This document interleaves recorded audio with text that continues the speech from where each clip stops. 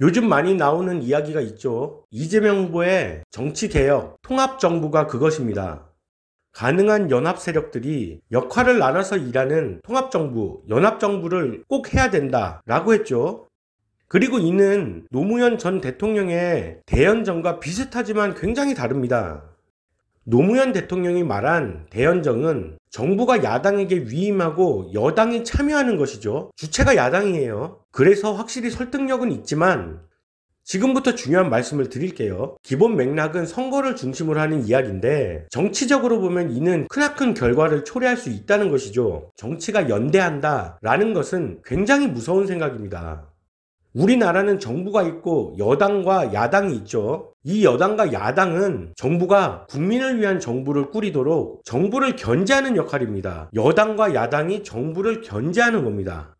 정부를 돕기 위해 여당이 있고 야당은 반대하기 위해 있는 게 아닙니다. 지금과 같이 정부는 여당을 밀고 당겨주며 야당을 견제하라고 있는 게 아니란 거죠. 한 끗 차이인 얘기인데 이는 국민이 있고 없고가 핵심입니다.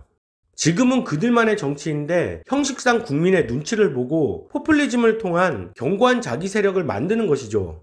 이게 완성되면 사회주의, 공산주의로 가는 겁니다. 그들만의 독재체제가 되고 세습이 되는 거죠. 여당과 야당, 그들만의 정치가 시작되면 그들을 견제할 수 있는 시민단체를 포섭합니다. 시민단체가 민중의 목소리를 대변하기 때문이죠. 민주주의에서는 다수든 소수든 목소리를 존중한다는 것, 이게 포인트입니다. 다수결이 소수의 의견을 묵살하는 것을 막기 위해 다수결의 원칙에 앞서 목소리를 존중하는 것이죠. 누구나 자기의 생각을 말할 수 있는 겁니다. 그리고 그게 타인에게 피해를 주면 안 되는 범위겠죠. 그 범위가 법입니다. 그래서 그 법 위에 있기 위해 국민에게 감수성으로 호소하고 논리와 이치를 무너뜨리고 떼법을 등장시킴으로써 법을 손대기 시작하는 거죠. 이렇게 국민을 위한 법인 줄 알았던 그 법들이 다시 소수의 특권을 위한 법으로 돌아오게 되고 여기까지 완성되는 사회에서는 시위를 볼 수가 없습니다. 시위를 하면 제재가 가해지기 때문이죠.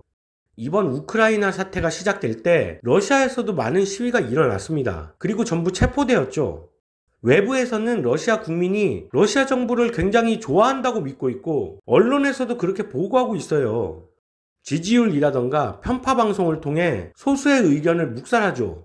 지금의 러시아는 엄청난 시위들이 일어나고 있습니다. 전쟁으로 사람이 죽었기 때문이고 이는 누가 보아도 마땅히 심판받아야 될 일이기 때문이죠. 우리는 코로나라는 범세계적 사태로 말미암아 각종 시위가 규제되었던 작년 한 해를 겪었습니다. 물론 위기 상황에서 제재를 가할 수는 있죠. 그러나 그 목소리마저 묵살시키는 것은 있을 수 없는 일입니다. 아니 시위하는 분들이 뭔가 시민들에게 피해가 되지 않기 위해 늦은 밤 시간 차량 시위를 하고 이런 것들도 다 막았었죠. 이것이 공산화의 시작인 겁니다. 서로 그것이 공산화의 의도가 전혀 없었더라도 이는 마땅히 심판받아야 할 일입니다. 왜냐하면 이것을 무사히 넘기면 선례가 되기 때문이죠. 그리고 그 선례는 그 상황을 악용할 수 있는 이들에게 강력한 무기가 되어버립니다. 그 무기가 대한민국을 후퇴시키고 인권을 후퇴시킬 수 있기 때문이죠. 모호한 법, 모호한 공약은 반드시 무서운 결과를 초래하기에 우리는 검증이 필요합니다.